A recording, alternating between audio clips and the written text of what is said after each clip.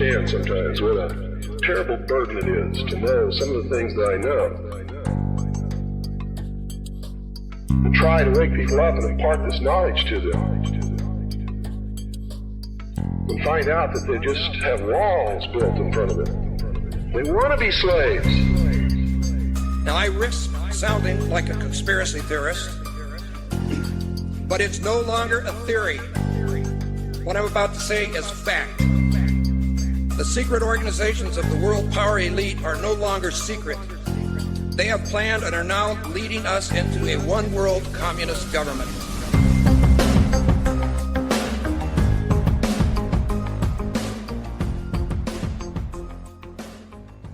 Today we have November 5th, 2018, and we are gathered, Daniel and I, and we have a guest who is Max Igan. Hello, Max. Hello, brother. Nice to be on your show. Thanks for asking me on. Yeah. It's a pleasure to have you on the show. I have listened to a lot of your podcasts, and I think you have a lot of great things to say about the development of the society and what we have ahead of us. But first, I would like you to present yourself a bit. I don't think our listeners know exactly who you are and what you are doing. Well, I'm a radio host. I've been a musician for most of my life, so I've always kind of lived on the outside of society. So I've managed to sort of be awake for most of my life since my early childhood. I've been aware that the system was very corrupt and something was terribly wrong. So I kind of found a way to live on the outside of it, you know, playing guitar and traveling around the world. And then I got to the point, like with 9/11, when 9/11 happened, like with so many people, you know, things got serious, and I decided that it was time to put all my knowledge to some useful purpose and start speaking out and trying to bring a message to people to wake the world up to the fact of where we're heading. We're heading into a global police state, worldwide police state that it's going to affect everybody. And I just decided it was time to put all the musicianship down and put all the other stuff down and actually pay attention to the hobby that I'd had. I mean, research was a hobby for many years because, you know, you're kind of living on the outside of society wondering why it's all so corrupt and researching it just, you know, something to do. And then you realize just how serious it is. I mean, when they killed 3,000 people on 9/11, you realize just how serious all this is. And so I started speaking out and became an activist, and I've been pretty well working full-time as an activist for the last 10 years. So, yeah. Okay.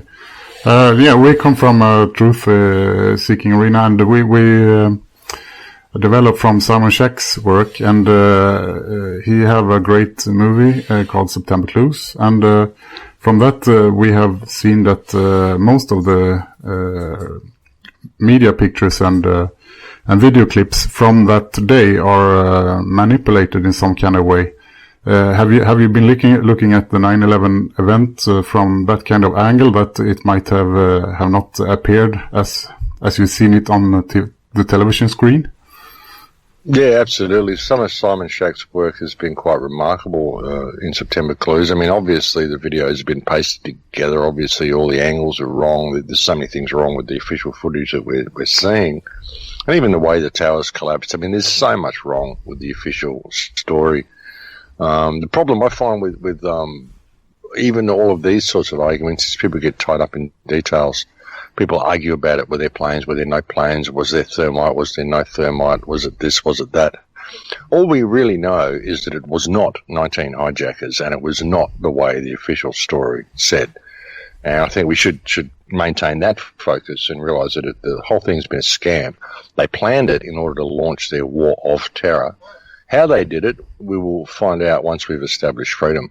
But all credit to Simon's work. I mean, I think he did some great stuff. I think that 9/11 is, I mean, it's so obvious that it was staged. It's so obvious that it was not the way the official line told us. I thought it would have woken people up, you know, that year when it happened. I thought everybody would have seen it, but it didn't. It just, the war on terror has continued. It's escalated. A lot of people have forgotten about 9/11, but really it's the linchpin. It's the whole thing that's moved the world into the state that it is today. It all pivots on that 9/11 attacks. So yeah, it's a remarkably important issue and something people should look into. And it still needs to be investigated. People who say it's old news are really dumb. They're not together at all, because I mean everything in the world today is based on that event. So it will never be old news, not until it's properly investigated. Yeah, but one thing that Simon says in his conclusion is that no people died in the event. What do you think about that angle? It seems all the pictures and so are staged, so why not come to the conclusion that no one died, and there are many actors in front of the television screen mourning for their lost relatives? Well, it could be. It could be. I mean, I don't know. I wasn't there. I wouldn't put it past them to be able to stage anything. I don't know. I'm not going to say that is or that isn't. Again, it's one of those things you can get stuck in and start arguing about. And like I said, all we really know is it was not the way the official story told us. And so, all of these debates, you're just going to find that there'll be people who will tell you you're an idiot for even saying that. Then there'll be other people who will tell you you're an idiot because you think they were victims. And that's the way it goes. It's like the round earth, flat earth debate. You can't win any of these debates. You just tie yourself up in infighting, and we don't get the job done. The prison state continues to roll out. The surveillance state continues to roll out. So, a lot of these things are details that we may never know, and unless we can establish freedom. If we can establish enough freedom, perhaps there are records somewhere which will tell the real story, and we'll be able to find out what the truth was. Yeah, my best guess is that they do have records of these things, but obviously it's impossible to prove. And I'm not going to get involved in a debate either. I would just like to remind the listeners of Hoi Polloi's work as well with 9/11, the victims report, and also the calls to the Social Security and the statistics where they try to see if anybody really died on 9/11. It seems that in New Jersey it dies about 800 people a day, and in New York 1,200 people a day. And it was the same on that day. So there was no difference in the statistics. They never went up by 2,000 or 3,000 in either state. So that seems to be a strong indicator, but I'm not gonna go into it any more than that. Same thing with flat Earth. Yeah, go ahead. These things are true, and it's the same. It's the same with Sandy Hook. If you look at Sandy Hook, there's no murders reported on that day. And I don't even think in that month there isn't even any murders reported. So it's the same thing. You look at the statistics, and they don't add up. But again, these are things you can just sit there, and we'll sit there and argue about this around the kitchen table for the next 5 years while the 5G prison grids rolled out over the top of us. That's the problem. Yeah, I agree with it. And also, a parenthesis is that supposedly somebody looked up in Sandy Hook how they had bought people their houses basically, so they had no mortgage left, and that was done on Christmas Day or something like that. Somebody made a great research video on that, and it's a day that doesn't even have bank transactions. But supposedly they may have bought off some witnesses in the area so that they got their houses for free, basically. But they might have been Masons as well. I have no idea. I'm just speculating. As far as flat Earth is concerned, I can't put it together. It doesn't work for me at all. I just want to remind our listeners of that because we feel that flat Earth is a psyop for numerous reasons, and also for Simon Schacht's research around the Tychosium. One of the points that I always thought of when I heard of flat Earth is that people in the northern hemisphere, they can watch the Polaris, the northern star, in the northern hemisphere, and in the south, in Australia, you can watch the Southern Cross. And so there's no flat Earth model that can explain that, but there's also numerous other phenomena that flat Earth cannot explain. So hence, Earth cannot be flat. But I do agree with you that there's more important questions, such as the question of money, the monetary system, and democracy that needs to be fixed, and the media needs to be taken back so that people can live in a more free society than they do today. Well, yeah, I mean, we're living in a prison. We're living in a system of people farming. It's as simple as that. Mm-hmm. Whatever you think this realm is, it's a prison. And until we establish freedom, you're never going to get anywhere. You can argue about who runs it. You can argue about what shape it is. You can argue about the details of whatever crimes they performed, all you like. Mm-hmm. But that's why they do it that way, just to keep people arguing. So that you've got one idea and I've got another idea and we can go bullet a gate at each other and see who comes out on top. And meanwhile, the prison system's still rolling out on top. The whole thing is about divide and conquer. That's why they do all these things this way. They make things so obvious and they put all these different clues there. All the people arguing about 9/11, whether it was directed energy weapons or whether it was thermite or whether it was explosions, it was probably all of them, just to keep you all arguing. You know, it's perfect. I mean, that's the way they do it, and that's the way they do all these things. So, yeah, people need to look at it and stop trying to argue over the details and realize that we don't know the finer details of anything, you know. All the people who say, oh, you're saying 9/11 was staged. Well, if it wasn't 19 hijackers, who was it? That's not even a valid question. We don't know who it was. What we know is who it wasn't. What we know is how it didn't happen, and that's what the official line is. It didn't happen that way. It's not possible. So obviously they're covering things up. I mean, that's the way people need to look at this stuff and stop arguing over details. I mean, we're in a pretty dangerous, precarious situation at the moment. This whole surveillance system that's being rolled out, the whole digital credit system, the social credit system, the surveillance system that's going with the digitization of cash. They can track every single thing you do, lock you out of any services they want to lock you out of once it's all digitized. This is a very, very dangerous situation that we're heading into. And not enough people are really paying attention to it because they're arguing about all these details of all these other grand conspiracies. Because they like it's romantic. It's a romantic sort of a story for them, you know. It's like an adventure novel for them. You know, and it's great. I mean, everyone likes all these. It's really fascinating. It's really, really interesting to look at all these things and find out all these hidden mysteries and all this stuff. But people have got to pay attention to the world that they're living in, what's going on around them, and realize that all these mysteries exist anyway because they're not free. So let's establish freedom. We have a real opportunity to do that now. For the first time that I can really find in the human experience, we have a real opportunity to establish freedom. So that's what I think the focus should be, you know. Mm. Yeah. How do you think, what would be the best way to do this? And I've been pondering this myself, and I obviously don't have the answer, but would you want to ease people into the truth or? Look, I think they need a slap in the face. I mean, I've tried to ease them into the truth for the last 10 years. It's getting to the point that they need a glass of cold water thrown in their face. And people need to stop complying with the system. Just stop complying with it. You ever see that film, The Green Beautiful, the French film that came out 10 years ago or so? And unfortunately, yeah, there was a part in the film where they all just threw their TV sets out the window and everyone just threw all their appliances away and threw all of their technology away. And there was a kind of a weird period where they went through kind of a year where everything was kind of weird, but then it all went back to normal. You know, just stop complying with it. Stop using credit cards. Stop using all of this technology. If you go to a shop that says you can't shop with cash, don't shop there. Encourage other people not to shop there. I mean, just stop complying with the system. Stop complying with your own slavery. That's the way out of it. We comply with our own slavery all the time. We don't have to do any of this stuff. We could ask why, and we could say no, but we don't. That's the problem. You know, people have been cowed into forgetting who and what they are and not standing up for themselves and just doing what they're told and rolling over on command. You know, the commands are coming faster and thicker and stronger, and the lines are getting more and more defined. And pretty soon you're not going to be able to do anything without asking permission to do it. You're going to have to ask permission to think the things you want to think. And that'll all be monitored anyway. Once they know you're thinking the wrong thing, they'll penalise you because you allow the technology to come into your life and control you this way. It's us that's doing it. The whole thing, it's us that's doing it. You know, we can blame the government all we want, but we're the ones who's doing it. We're the ones who are complying with the whole thing, and we don't have to.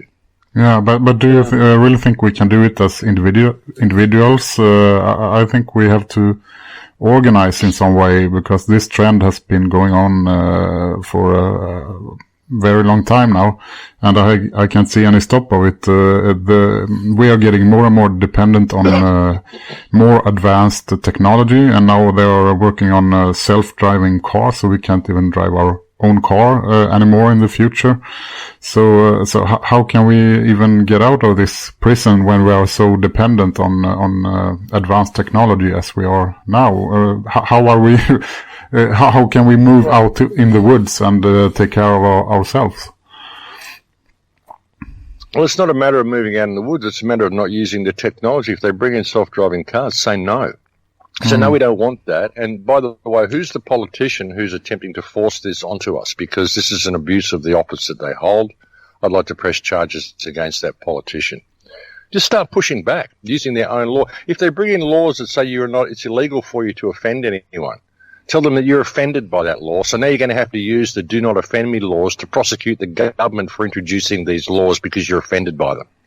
You know, start throwing this shit back at them. Everything they do, throw it back at them. They're just people. They're just people. It doesn't matter what they write on paper. Say no. If you're writing that there, that's actually causing harm against my life. We have a legal system to prevent the causation of harm and to provide remedy when harm is caused. If it's the government that is now causing harm, then the government has now rendered itself invalid. Who the fuck are you people? That's what you need to say to them.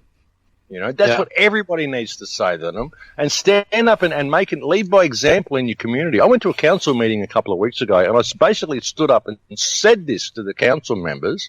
The whole room got up and cheered. They'd never heard anyone say anything like that to the council members.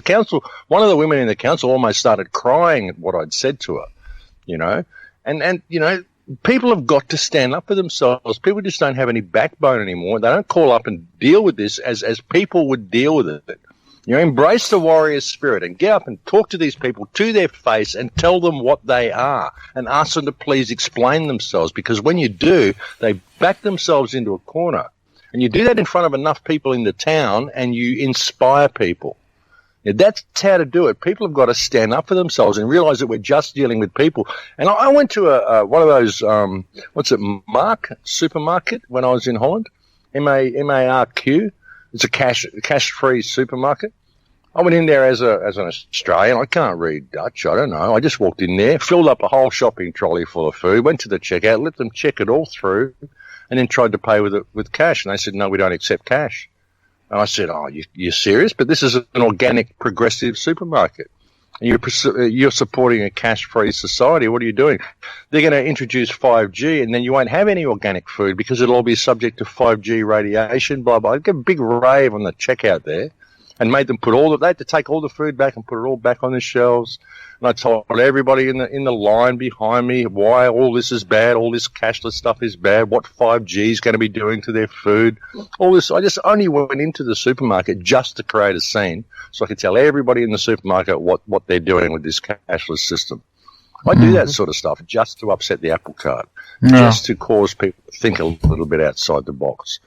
You know, that's how to do it, brother. You've got to get out there and make a difference and stand up for yourselves in your local community and throw this stuff back at these people, because they're just people. And not only that, they're your employees who represent you, who are supposed to be acting on your behalf. And if they're causing hardship in your life, they're in abuse of the office that they hold, and there are laws at which we can put against them to prevent that from happening. But we've got to have the backbone to stand up and do it.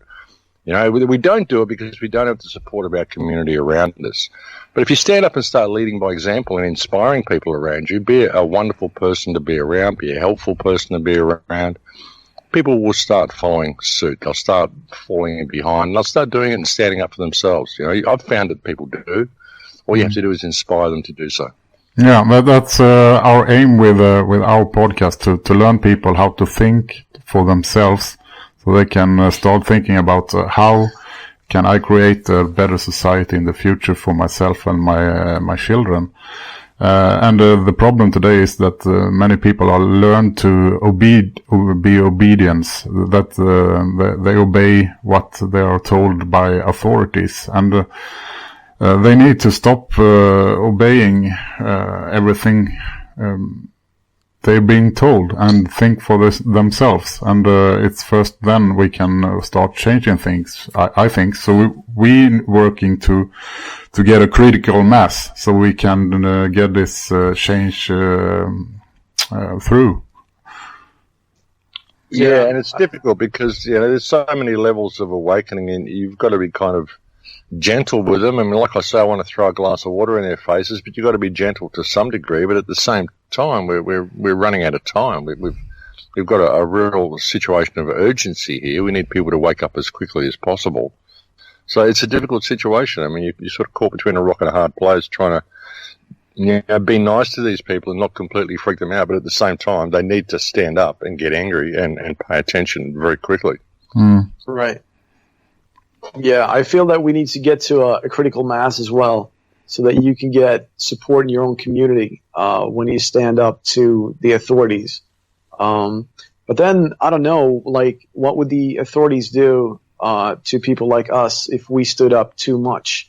So you hear these different stories, and I don't know if they're true or not, if people are getting threatened or not, but we don't feel that we have ever been threatened by the authorities, other than that they might have made life difficult for Martin and those guys on the West Coast in Sweden and Gothenburg when they try to set up meetings. But that's about it. And me personally, I've never really got into any. Yeah, go ahead. Yeah, I mean, people can be really public in what they're doing, and I mean, I've never had a hard time from them either. And with everything that I do, you'd think that I would have, but I'm not that easy to find, really. I mean, they could probably find me through my IP address, but because I don't use credit cards, I don't have a smartphone, I don't do any of that stuff. I'm not that easy to find. And their surveillance system, it's not in place yet. They don't have tabs on everybody the way everyone thinks they do yet. And I think half of these reports you hear about people being targeted and people being taken down, they put this out there just to keep us freaked out, to think, oh, they're coming for us, and to stop people speaking out. They put out all these cop shows on TV to show you all this mega surveillance system and all this forensics and all this stuff they can do, how they can get their man every time, just to make you think that they can do all this stuff. But they can't. You know? It's theatre. It's just to keep you in check and keep you thinking that you better not step outside the lines because they'll get you. But they can't. I mean, I travel all around the world. They've got no idea. I mean, I'm very, very vocal. I'm in the face of the council. I'm in the face of people all the time. You know, I crawled in through Gaza, for God's sake. I crawled in the tunnels into Gaza Strip, and I faced off against Hamas. We got interrogated by Hamas. You know, I mean, nothing is the way you think that it is. I mean, and the system is not as all-powerful as you think it is. It's working to become that way, but it isn't yet. You know, so people should stand up. They should stand up now where they've got a chance, because pretty soon they won't have a chance. But right now they do. That's what I mean. We've got a real opportunity for freedom now. If people would just grow a backbone and stand up for themselves and call this system out, we could free the world in a day. We really could, because it's not this all-powerful Leviathan at the moment. It's just working to become that way. You know, and it's just people's programming that they think it is, that they think everything is out to get them and everybody's against them and it's all powerful and they better not step outside the lines. I mean, there's billions of us. There's only a few thousand of them. So very, very easy for us to pull ourselves out of this mess. Yeah. Who do you think they are that are doing this to us? Well, it's a criminal family. I mean, you could look at what's above the criminal family, but you've got to look at the whole global governance system. The whole worldwide government system is one big crime family. They all work together. They all meet in the UN. They all get together, and when they close the doors, they're just, you know, snorting coke and getting hookers and doing whatever it is that people do when they close the doors. You know, they're not doing all the stuff that people think they're doing. They're not, you know, being big diplomats and having these meetings and signing paper. No, they're just sitting around the table talking the way people do and making plans. Who's going to do what? Who's going to be the enemy? Who's going to do this? Who's going to do that? Let's just bring the world into this one lockdown surveillance state, all run by the Chinese system. That's what they're doing, and they're all working together to do it. That's what people have to understand. I mean, you can speculate whether it's the Jesuits or the Jews or the Masons or whether it's aliens or whatever. You can speculate all this stuff, get back into one of those rabbit holes and argue about it all you like. It's not going to change anything. And the ultimate reality is that nobody knows. Everybody who says they know, they don't. You know, nobody knows. I've been researching this for 40 or 50 years. I can suggest all sorts of things. And there's a real possibility that I'm right in some of the cases, but I can't prove any of it. I can't prove who they are to any degree at all. And you won't find until we've established freedom. And so if you really want to look at it that way, who they are is us, because we believe in our own slavery. We believe the system is real, and it isn't. It's just a matrix. It's just an idea. You know, so it all comes down to us. You know, there may be something's happened. Maybe the Earth's been invaded. Maybe we're being strip mined by another race. Maybe whatever. Maybe. Who knows? What we do know is that we're not free, it's a prison, and that all of these governments work together, and we don't have to do what they tell us anymore. You know, they're actually our employees, and we've forgotten that. And we could stop, if we were to support each other and just stop supporting this system, we could change everything. So that's the thing. And again, it's just people want to get into these rabbit holes and argue about who to point a finger at, and think that they know, and they don't. Nobody knows. I don't know. I've been researching this for years, and I don't know. I suspect, but I don't know. And I'm not even going to put out there what I suspect, because then people will say, "Oh, well, he said this," and then they'll go out there and they'll argue about it. "Oh, Max said this." No, I didn't. I didn't say anything. So that's the problem. Even in being this position, you put out your opinion, and people take your opinion as gospel and say, "Well, he said this."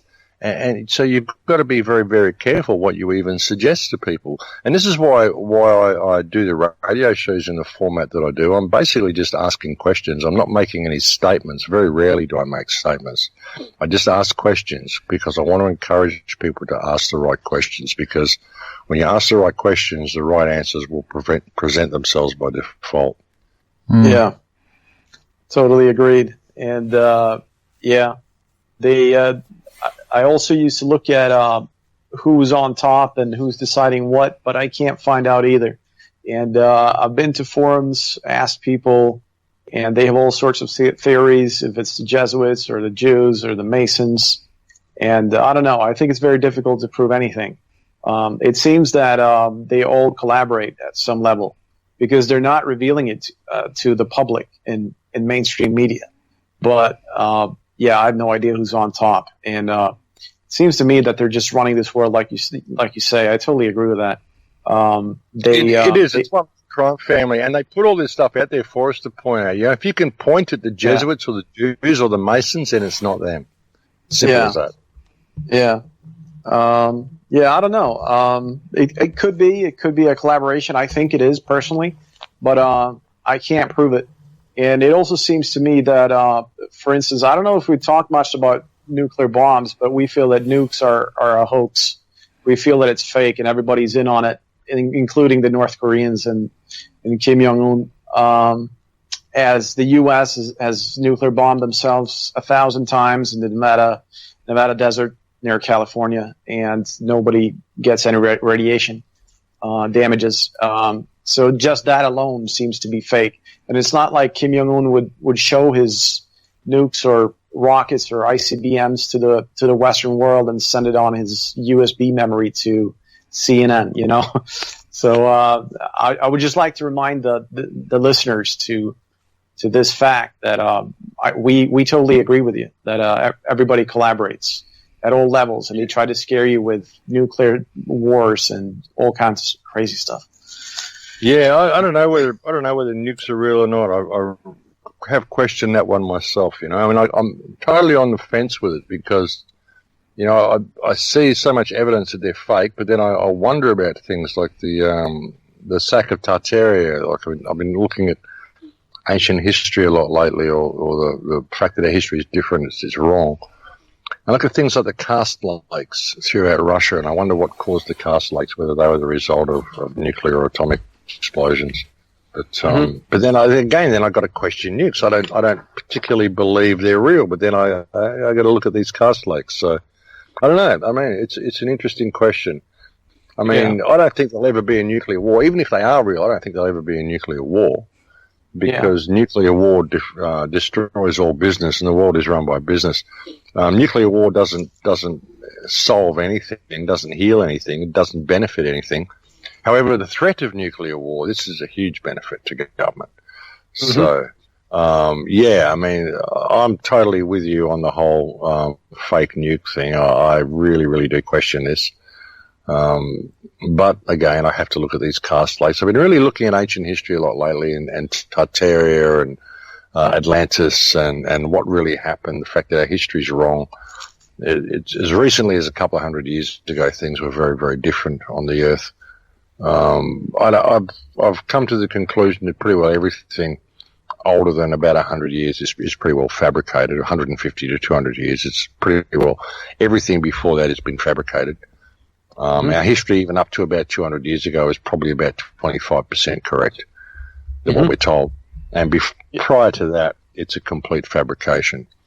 So anything is possible. Anything is possible.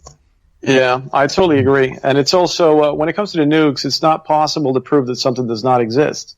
So you can only look at I don't know, evidence or something that, points you into the right direction. But obviously, we're not saying that we can prove that something does not exist, but because philosophically you can't. It's just that there are so many things about nukes that makes absolutely no sense. And I personally also agree with you when it comes to history. I have no idea about what happened more than 100 years ago, and I think that probably at least 75% is fabricated, maybe more. We can only speculate. I think that the history writers, they probably have the truth, or a big part of the truth. They may not know it all themselves, but we have to. It's like you're saying, we have to establish freedom to get to know it ourselves and to spread it amongst the public. But until we get that freedom, we can only be guessing, basically. Yeah, and it's a hard thing because freedom it would be such a simple thing to do. Everyone has to just stop what they're doing, stop working these jobs, stop supporting this system, and start supporting each other. Yeah, and literally, we could literally free the world in a day. But people, it's so alien to them to even think that way. People can't imagine what they would do without government. They can't imagine what they would do without money. It's just this weird programming that's been put in their minds. You could go find a culture that lives on an island, a tribal culture, that's never heard of money, and you go and get into that society, introduce a system of money, a system of trade to them, and within a generation, they won't know how to function without it. They won't ever understand how you could live without money. It's a weird program that gets into people's minds. And that's the problem, People, it's better the devil you know for them, They're just stuck in this situation that they hate, but they don't know how to change it because they're too scared of stepping outside the box. They're too scared of connecting with the people around them. What would the neighbours think? If I was to go and talk to them or make a cake for them or to go and try to get to know them. Will they come and steal from me? Will they this? Will they? And everyone thinks the same way. Everyone's living in these little boxes and in fear of everybody around them, because they're programmed to be that way. It's such a terrible situation. It's a paradox because it's so easy to free ourselves in this situation if people could just, pull the blinkers off their eyes and just walk outside, open their eyes and take a deep breath. And it's really that simple. Just pull the blinkers off. Just sigh. Go outside. Put it all down. Go outside and go, it's a world. There's a world here. There's people here. We seem to have forgotten that. It's like everyone's locked into their own little mind matrix. It's a weird situation that we're in. And the way to freedom is so simple that people can't see it because it is so ridiculously simple that people can't see it. They think there must be a revolution or a battle or arms or people have to die or whatever. They can't see the forest for the trees. It's so ridiculously simple that they just can't see it. That's the way it is. It's a weird thing. It's a strange situation we've got ourselves in. Very, very paradoxical. Yeah, I totally agree. Even a child, like you said, or a 12-year-old could understand what we're saying, especially if they were grown up in a society that showed kids from a young age what we know, what we have seen. Then it would be super easy. And I've even talked to people that are like 17, 18, 19 years old that have basically no education, and they're buying into what I'm saying because they haven't really watched the news that much. They haven't really been educated in school that much. But if I was to take a so-called educated person with a master's degree in any subject you like, that were grown up in a safe neighborhood, then they would never believe anything that we're saying. It would be so difficult for them to understand, and they might have a great salary job or a so-called great salary job, making loads of money, and they just don't get it. And that amazes me how deep the brainwashing goes into the average person, so to speak. It's what the education system and peer group pressure and everything does. I was awake when I was 4. When I found out we had to buy land when I was 4 years old, when my mother told me we couldn't come and live in the forest because we didn't own the land, I freaked out. I just thought I'd been born into the wrong world. I couldn't understand why people would do any of the stuff they were doing. And we used to see ads on the television about all the starving people in Ethiopia, and I'd say, but Mum, why are they starving? we've got all the food in the supermarket shelves. At the end of the day, the supermarkets are still full. We didn't eat all that food. Why is it there? Why hasn't it been shipped over to feed these people over here? Why is anyone starving? There's just food everywhere. Mm-hmm. Why is anyone starving? I couldn't understand any of it. Why do we have to buy land? Well, we've got to go and work. Was Dad not here because he's got to work to collect money so we can live here? What's that all about? Why can't we just live here? This is the world. Why do we need to pay to be alive? I could never understand it when I was 4. I had a terrible childhood.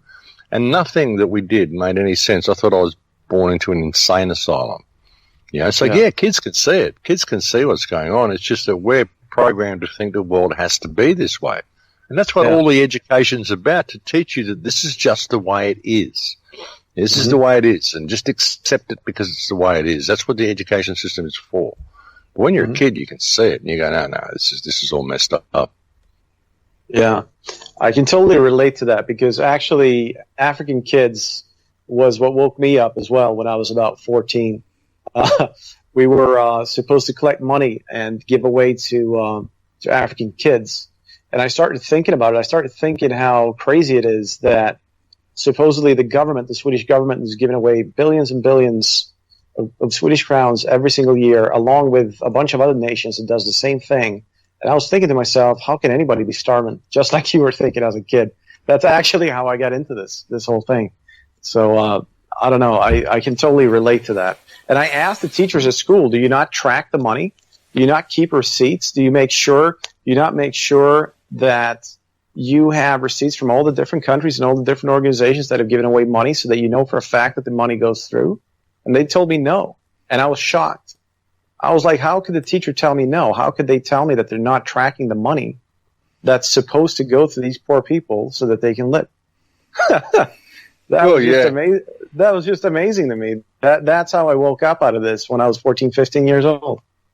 That was the first thing that I realized. It's totally messed up. It was like that when I was 4. I had a terrible childhood. I got kicked out of all my schools for arguing with my teachers. By the time I was 17, I'd been kicked out of 4 different high schools. And so I just became a musician and lived on the outside of society and tried to figure out why the world was such a mess.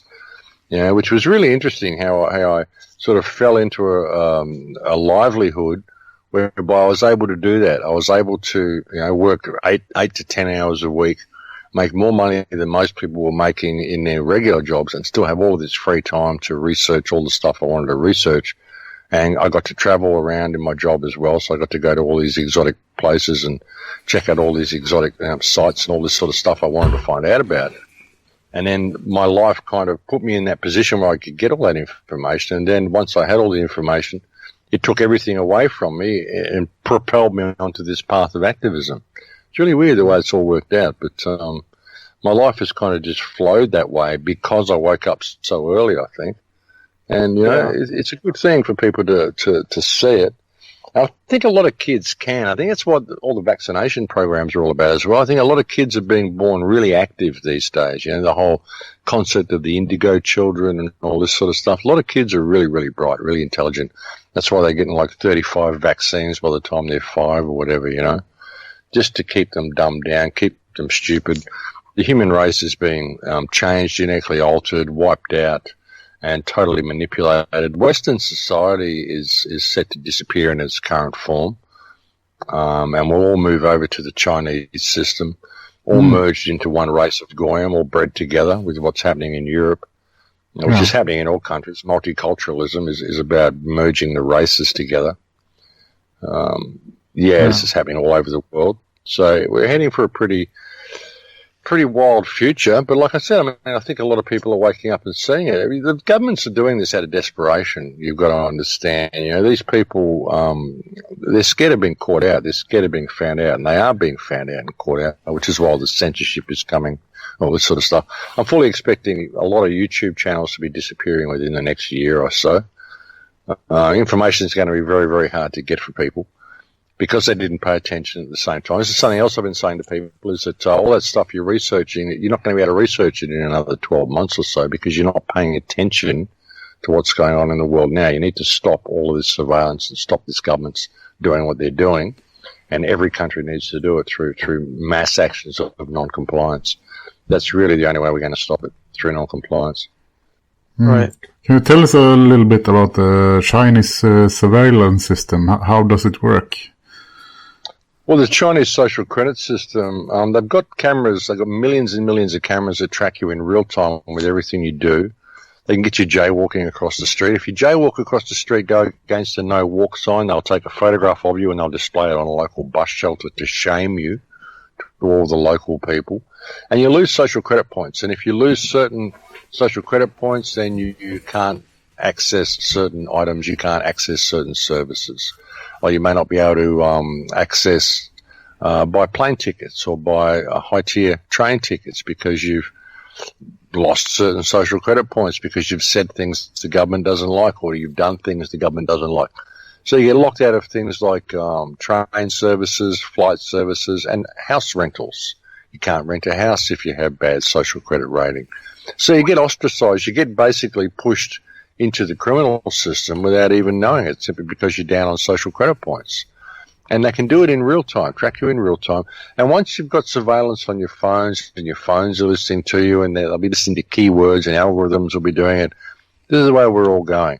And when you get to a point where your phone is listening to you, your toaster is listening to you, your smart radio, your smart clock, your smart TV, you're under surveillance the whole time in your home. Everything that you're saying is being recorded and said, and the algorithm picks up on keywords in the conversations that you have, and you find yourself limited in social credit points. You go to the supermarket and suddenly there's things that you can't buy, things you're not qualified to have, services you're not qualified to have because you're down on social credit points. And so you get squeezed out, you become an undesirable, you get pushed into the smart prison system simply because you're thinking outside the box. This is the way it's going. It's going to limit every single aspect of human life. And this is what they're rolling out in China now. And a lot of the people in China actually like it. They think it's great. It's going to keep them safe. That's how programmed the people in China are. And that's what they're doing to all of our governments and all of our countries. And this is coming now with Apple has now introduced a trust score on your device, on your Apple device. Not for you, mind you, but for your device, depending on what your device has been doing. But, of course, it's you who controls the device. So now your device gets a trust score. So soon that will be you who gets the trust score. And this is all coming about simply because people use their devices for everything. You use your device to sign into places. Use your device to do your banking, to do your shopping, to do this, to do that. I don't use it. I don't own a smartphone. I use cash everywhere I go. I don't use credit cards. I don't use a smartphone. If people stopped using these devices, they couldn't roll this system out. That's the thing. But people are hooked up on their devices. They're addicted to their devices. The dopamine they get every time they click an icon. It's dopamine addiction that gets people locked into this technology. It's been very clever how they've done it and pushed people into it, but it's basically dopamine addiction that we're seeing. That's why everyone is locked into their smartphones all the time, because they're addicted to that dopamine release every time they click an icon, every time a little event happens on their screen. It activates the pleasure centers in their body, so they get addicted to it. And I don't realize that it's an addiction, but it is. Yeah, we need to take a short break now. So we'll be back in a few minutes. Well, I could ask about your videos. How do you make your videos? Because I'd like to be inspired myself how to make a video with animations and stuff. Where do you find them? Well, a lot of the stuff like the intros I create in After Effects, and a lot of the animations are stuff that I make myself. Some of them are just motion graphics that you can find online. There's people like George Redhawk who does amazing motion graphics. You can get programs as well like Morpheus, just GIF makers that you can use to morph pictures and add animation to pictures. But I do a lot of stuff in After Effects. I do a little bit in Lightwave. And also you can go to Video Blocks sites and you can just download 30-second video clips that you can use that are public access clips that anyone can do to make films with. So this is just stock footage. So I use a fair bit of stock footage. I make all my intros in After Effects, Adobe After Effects. And light wave and particle illusion. And yeah, I mean, I've got a fair library of stuff now. I mean, I've been making videos on YouTube for 10 years. I've been making videos and films for about 12 years now. And every time I make one, I keep everything that I made for it. So I've got a pretty substantial library now. I've got a hard drive of animations of about 30 seconds long, anywhere from 10 to 30 seconds of all sorts of stuff that I can kind of delve into and just string them together to make the clip that I want. I'm pretty quick at it now. I mean, I've been doing video editing for 10 years for the radio show. So I'm pretty quick at it now. But that's mainly how I do it. But you'll get a lot of stock footage. You go to sites like Video Blocks or Video Hive, and you'll find that you can get a lot of stock footage. You've got to pay for it, but you can sign up to the site for a monthly subscription. You can get a lot of stock footage for free, and you can make a lot of good effects in After Effects. Yeah. Have you seen any increases in the amount of viewers that you have on YouTube, or what increases have you seen over the last 10 or 12 years? Look, it was really, really slow for 10 years. And then about a year ago, the channel really took off. It went from like 29,000 subscribers to 120,000 subscribers in about 12 months, which was remarkable, like around about 100,000 subscribers in 12 months.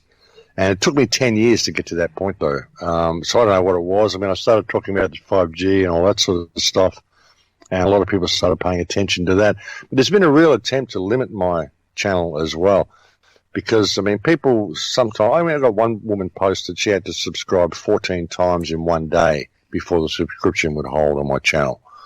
So there's a lot of effort to keep people away from it. Even when people do subscribe, the videos don't show up in their feed. They'll come back to the channel again. They'll find that their subscription has been deleted. They've got to resubscribe. Sometimes if they don't like a video, they'll come back to the video. They'll find that YouTube has disliked the video for them. So, there's been a lot of effort to push the channel back and to keep it back, but it's really taken off in the last year. So even with that, I think there's still an effort to keep it back. So I wonder what the subscription should be. I mean, I wouldn't be surprised if it should have 1 million subscribers, because it's been there for 10 years. And, there's been a lot of good information on the channel. And people come to it and they go, oh my God, I can't believe I just found this channel. And why haven't you got 1 million subscribers? And it's because YouTube pushes it back and holds it back. But it really has taken off in the last year, and it's continuing to grow. But even with that, I mean, they do limit it. They limit my video count. They hold it back. I mean, I know they do. So I don't trust the figures. I don't really go by the figures at all anymore. Even with the comments and the likes and the dislikes, I don't trust any of it anymore. But it's really taken off in the last year, which has been good. A lot of people are waking up. I mean, and that's what it's all about. I mean, another thing, the reason they've held it back, I think, is because I've never partnered. I've never monetized the account.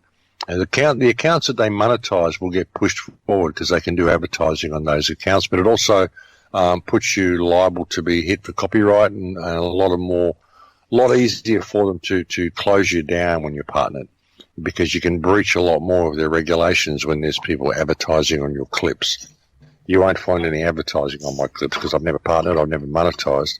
And so you can't get companies complaining about the content that their advertising is on content they don't approve of because there's no advertising on my clips. So it's a lot harder for them to close me down that way. So, Right. I have a thing on my mind also. I've been thinking a lot lately about the collapse of the modern society, since we are getting to a point where we are dependent on very highly advanced technology, and the risk of some deal of the grid are closing down, like the electrical grid. It doesn't take very long before we are all very helpless, and you have riots on the streets and people killing each other. But how do you think? Do you think that kind of scenario is likely, or how do you think we can get out of it or avoid it?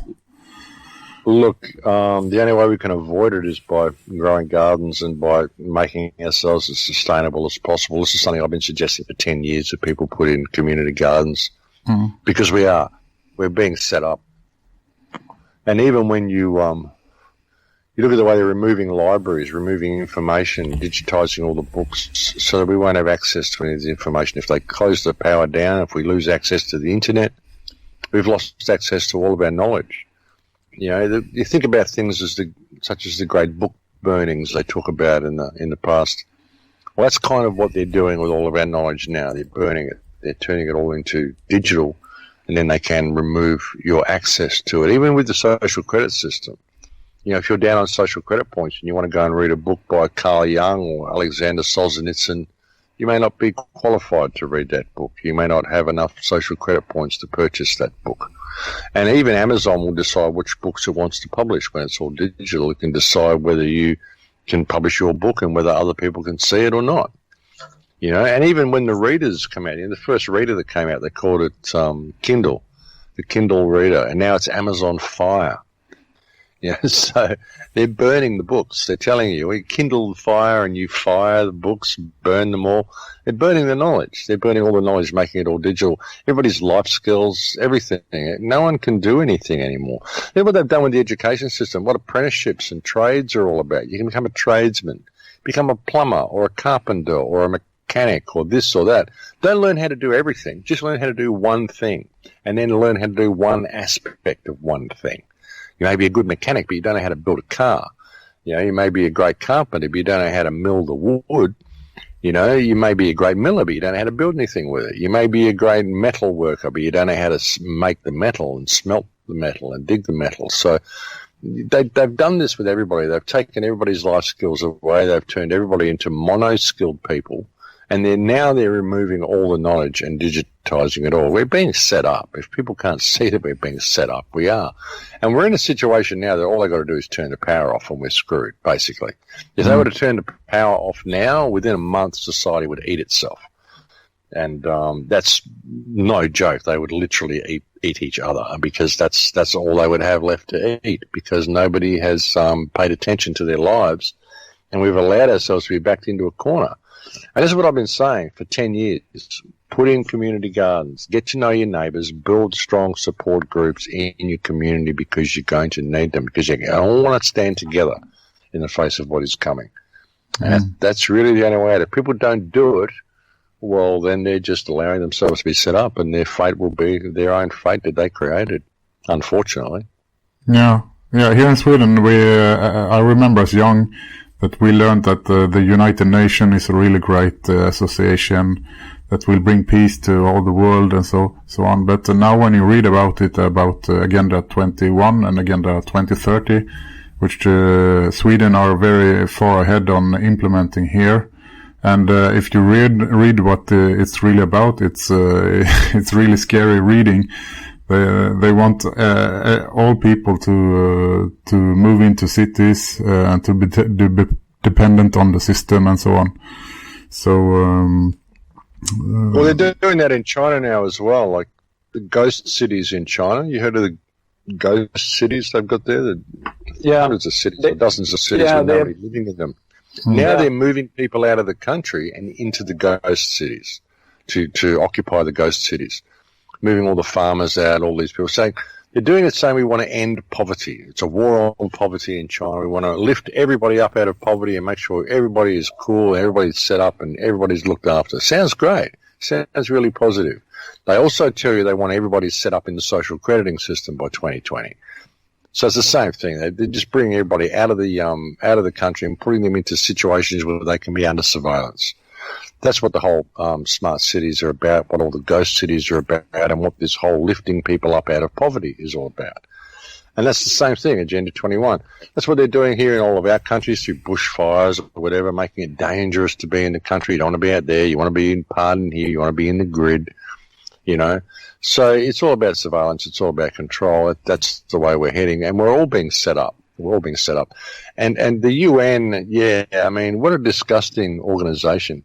What an absolutely disgraceful organization. They present it as something that's going to bring world peace. We've had more conflicts since the creation of the UN than what we had in Earth's entire recorded history up to that point. So that should be a bit of a sign. We had something like 168 conflicts since they started the UN to end all wars. So, yeah, that should be a sign for people. That's a great argument. Yeah, it's really working, isn't it? The UN, it's really, really working to end conflict, isn't it? Just look at the world. Yeah, they're very good at creating conflict, I must admit, and also about the whole thing about moving people to cities and making them dependent. And like you said, they're very good at making people mono-skilled. They only know one thing at the most, or a part of one thing at the most. Yeah, that's very tough to combat unless you educate yourselves and look into numerous things and know how to, I don't know, do a bunch of different stuff for survival. But I must admit myself that I'm not very good at survival either. If they were to turn off the grid, what would I do? I don't know. Well, that's the thing. I mean, but it's been set up that way. It's not your fault that you don't know. But being aware of that is half the problem. You go, hang on, I don't know. So maybe I should. Maybe I should go out and get some skills. Maybe I should develop some of these skills. You know, some of these old books you used to get, like Survival into the 21st Century, books like that, which would teach you basic life skills of everything. Things like that. Just get some books like this and go into the forest and go camping for a couple of weeks and do it. Go camping with a couple of tools. Just take a couple of tools with you and go there and go, okay, I'm going to go and build a shelter. I'm going to survive for a week on my own out here in the forest and see if I can do it. Take some supplies with you in case you get stuck and, you know, in case you really get desperate and you need some backup. But try to do it without it. Try to go out there and just see how you would go, building yourself a little shelter, catching your food, you know, doing whatever you have to do to survive and see whether you can do it. Just develop those skills. It's an interesting thing to do. And, you know, we can all do it. It's fun. Good to do. Yeah, a very good idea, actually. I should. Get some friends together. Have a grab bag, too. At least have a bag so you can just grab your bag and you can walk out and you know you're good. You know? Right. I mean, I could do that. I've got a grab bag. If it all came to worst, I could grab my bag. I could just walk out of this place, walk out into the hills, and I'd survive because I know how to do it. You know, so if you haven't got those skills, I mean, and these are good skills to have. And if you're a parent, I mean, your kids are going to love to learn this sort of stuff. Go out camping with your kids, teach them how to life skills, and building a lean-to and a tent. Little boys, and they love this sort of stuff. So why not teach your kids these basic skills? And if you teach them when they're a kid, I mean, they will remember that when they get older, and they will carry that with them their whole life, and they'll may need it one day, and they'll be very thankful that you taught it to them. Very true. Yeah, it's really good skills to have, but you also have to need to know how to grow your own food and store it during winter time and put new seeds in the dirt. And so I've been trying that kind of thing in a project here in Sweden, and it's not very easy to grow your own food, at least not when you're living in a city and you're growing something outside the city. Well, that's why they move everyone into cities. That's why they've created cities, I would say, because you can't, look after yourself in a city. You're dependent upon the system in a city. It should be more like a Vedic culture, you know. And I think that's the way it was across Europe. It was more Vedic, more clans, more communities, supportive of each other.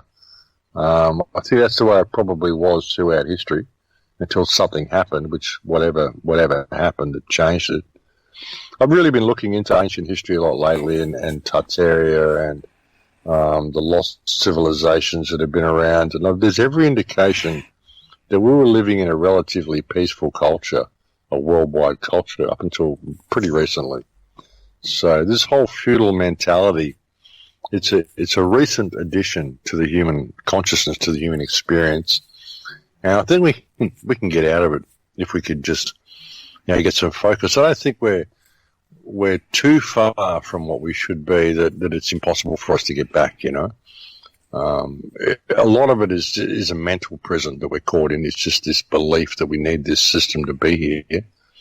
So there is hope for us, but I mean we're in a pretty tricky situation. Doing community gardens and trying to connect with the people around you now, I think, is one of the most important things people can do. just get out there, get amongst it, get out there amongst your community, get to know people, start talking to people. Even if you can't bring them truth in as much as political stuff and all the situation that we're in, at least you can get out there and lead by example, provide something positive in their lives, maybe get involved in a community garden, become friends with people, and then you can start discussing political views and things. They may listen to you once they get to know you a little bit. And we get out there and we start waving banners and megaphones and shouting danger in the face of everybody, and they run away and hide because we haven't got to know them first. But, we live in societies where people are locked down. They're scared of the people around them, but they're all basically reaching out as well. I mean, people want friends. They want someone to depend on. They want someone they can trust. They just want to belong, a lot of people, and they don't. Our society has taught us we only really belong to our own family and our own circle of friends, not to the greater community. So get out there and get amongst it. That will make a difference. Lead by example in what you do. That's the way out of this whole mess. But if people aren't going to do that, if people are just going to sit there and point the finger at the system and be scared of what's coming, then it's just going to continue coming. You got to get out there and get involved. I do that as much as I can around the community here. Yeah. Do you have a lot of people that you can talk to in the society that you live in about these things without them necessarily getting angry with you or upset or thinking that you're a conspiracy theorist or any of this stuff? Well, I kind of attract the right people, I think. So, yeah, I mean, I do. Some people think that, but I'm very sort of gentle with people that are totally in the matrix. I'll just, ask questions and get them to question things in the right way. And then maybe go to a council meeting and they'll see me at the meeting and they'll hear what I say to the politicians, and that may inspire them in that way. But, I only give people what they can handle. I won't turn a flood hose on and shower them in information. I'll just, you can judge people. Just have a little bit of a conversation to them. A lot of people are pretty closed off. A lot of them are pretty set in their ways. You can tell by the way they respond. Straight away, they'll you'll make a statement or ask a question to them, and they'll give you a very rigid answer. So you think, okay, well, this person's totally locked into the matrix. So you have to gently crack that shell a little bit by just being a good person around them and getting them to come and talk to you and ask you questions and actually turn it into a normal conversation about something completely irrelevant. And once you've had a normal conversation with them, then you'll find that they'll probably listen to your views a little more. So it's just getting to know people and working with people. I'm very good with people, probably from being a musician and, growing up in pubs and living in that life. I've dealt with a lot of different people from a lot of different walks of life my whole life. And I've managed to be able to always talk to them on their level, no matter what part of society they're from. So you kind of got to read people and realize that everyone's closed off. Everyone's basically locked into their ego. Everyone wants to be right. Everyone wants to exert themselves in the initial meeting that you're having with them. Everyone wants to show you what they are and stand their ground, and they have this image of themselves that they want to present to the world. So you've got to let them do that. And then once they've done that, the facade will break down a little bit, and you can actually get to the real person underneath, and you can start having real conversations with them. So, it works. It works if you can be diplomatic about it in that respect and just treat people in like cash and realize that everybody is going to have their own view and want to, exert their own power. Like I said, you can just let them do that, and you can crack that shell and you can have a real conversation with them. You'll find that most people will get it. Most people know that there's something terribly wrong. They just don't want to really notice it. They don't really want to talk about it, They're sort of walking around, peering out of their eyes, wondering if anyone thinks the way they do, but they're too scared to say anything about it. You'd be surprised at the amount of people that know the system is terribly wrong. So It's just in that shell,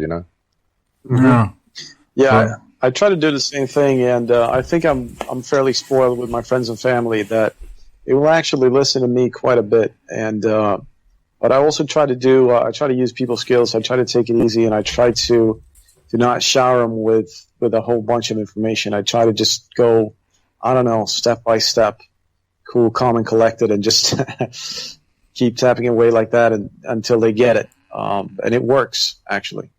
What were you going to say, lead by example. Lead by example in what you do. So let's say you're a paranoid conspiracy nut. You know, this guy's actually a good person, and he thinks this way, so maybe I should pay attention to what he's saying, you know?